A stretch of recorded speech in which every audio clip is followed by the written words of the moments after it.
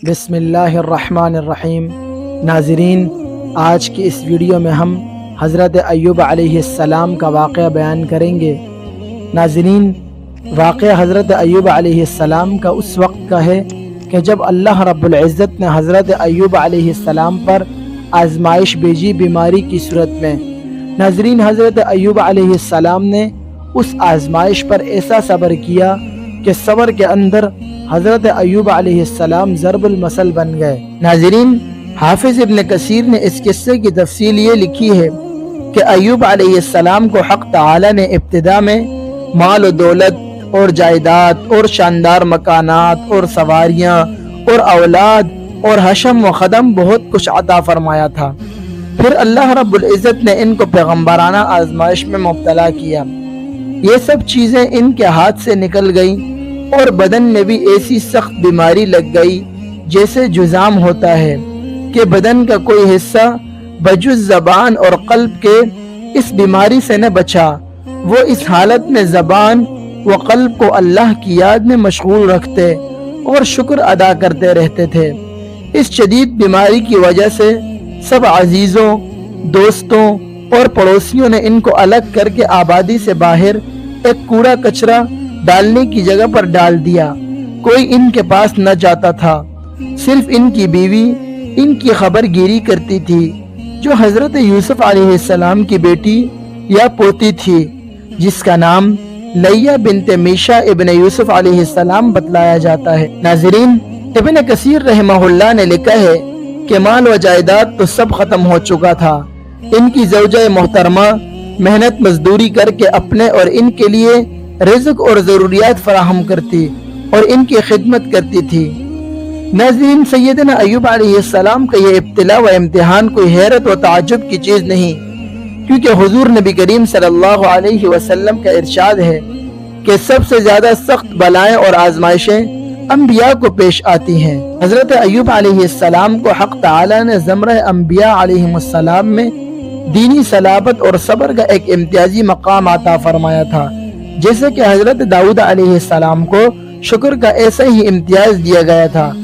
مصائب پر صبر میں حضرت ایوب علیہ السلام ضرب المثل ہیں۔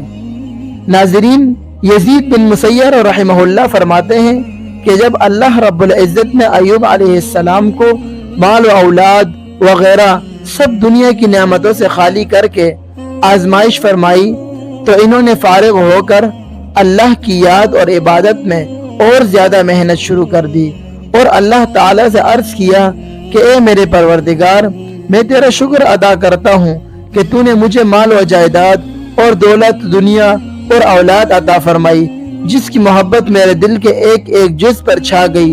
پھر اس پر بھی شکر ادا کرتا ہوں کہ تو نے مجھے ان سب چیزوں سے فارغ اور خالی کر دیا اور اب میرے اور آپ کے درمیان حائل ہونے والی کوئی چیز باقی نہ رہی۔ ناظرین، حضرت ایوب علیہ السلام اس شدید بلا میں سب مال و جائیداد اور دولت و دنیا سے الگ ہو کر ایسی جسمانی بیماری میں مبتلا ہوئے کہ لوگ پاس آتے ہوئے گھبرائے۔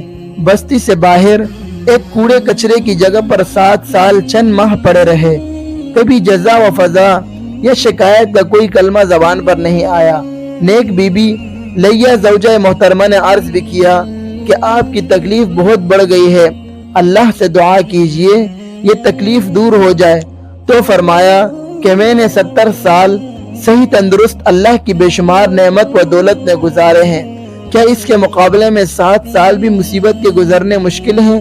پیغمبرانہ عزم و ضبط اور صبر و ثبات کا یہ عالم تھا کہ دعا کرنے کی بھی ہمت نہ کرتے تھے کہ کہیں صبر کے خلاف نہ ہو جائے۔ حالانکہ اللہ تعالی سے دعا کرنا اور اپنے احتیاج و تکلیف پیش کرنا بے صبری میں داخل نہیں۔ بالآخر کوئی ایسا سبب پیش آیا جس نے ان کو دعا کرنے پر مجبور کر دیا، اور جیسا کہ اوپر لکھا گیا ہے یہ دعا ہی تھی، کوئی بے صبری نہیں تھی۔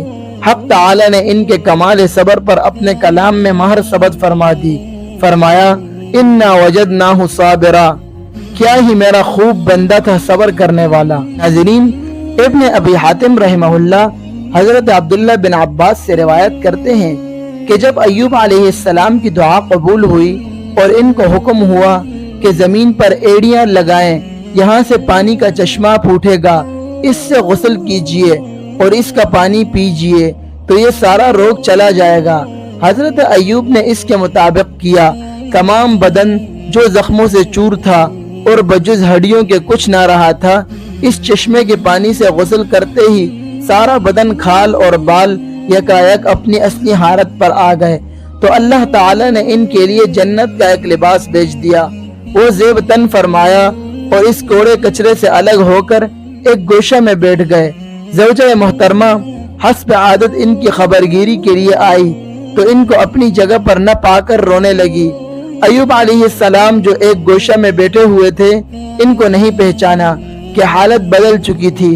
انہی سے پوچھا کہ اے خدا کے بندے، کیا تمہیں معلوم ہے کہ وہ بیمار مبتلا جو یہاں پڑا رہتا تھا کہاں چلا گیا؟ کیا کتوں یا بیڑیوں نے اسے کھا لیا؟ اور کچھ دیر تک اس معاملے میں ان سے گفتگو کرتی رہی۔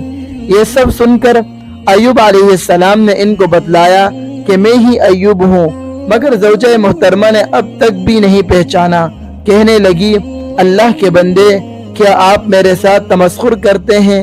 تو ایوب علیہ السلام نے پھر فرمایا کہ غور کرو، میں ہی ایوب ہوں۔ اللہ تعالی نے میری دعا قبول فرما لی اور میرا بدن اثرنو درست فرما دیا۔ ناظرین، ابن عباس رضی اللہ عنہ فرماتے ہیں کہ اس کے بعد اللہ تعالی نے ان کا مال و دولت بھی ان کو واپس دے دیا اور اولاد بھی، اور اولاد کی تعداد کے برابر مزید اولاد بھی دے دی۔ ابن مسعود رضی اللہ عنہ فرماتے ہیں کہ حضرت ایوب علیہ السلام کے 7 لڑکے 7 لڑکیاں تھیں۔ اس ابتلا کے زمانے میں یہ سب مر گئے تھے۔ جب اللہ تعالی نے ان کو عافیت دی تو ان کو بھی دوبارہ زندہ کر دیا، اور ان کی اہلیہ سے نئی اولاد بھی اتنی ہی اور پیدا ہو گئی، جس کو قرآن میں وَمِثْلَهُمْ مَعَهُمْ فرمایا۔ ناظرین، یہ تھا ایوب علیہ السلام کا واقعہ۔ ہمیں اس میں غور کرنا چاہیے کہ سیدنا ایوب علیہ السلام پر کس طرح تکالیف آئی اور انبیاء پر کیسی کیسی تکالیف آئی، لیکن انبیاء نے ان تکالیف پر صبر کیا۔ اگر ہم پر بھی کوئی تکلیف آئے تو ہم بھی ان تکالیف پر صبر کریں، اللہ رب العزت ہمیں اس سے بہتر اجر دے گا۔ اللہ رب العزت سے دعا ہے کہ اللہ تعالی ہمیں صبر کرنے کی توفیق عطا فرمائے۔ ناظرین، اگر ویڈیو اچھی لگی ہو تو لائک شیئر ضرور کیجیے گا اور ہمارے چینل کو سبسکرائب کیجیے گا تاکہ نئی آنے والی ویڈیوز آپ تک جلد از جلد پہنچ سکیں۔ السلام علیکم ورحمۃ اللہ۔ پھر ملتے ہیں نئی ویڈیو میں۔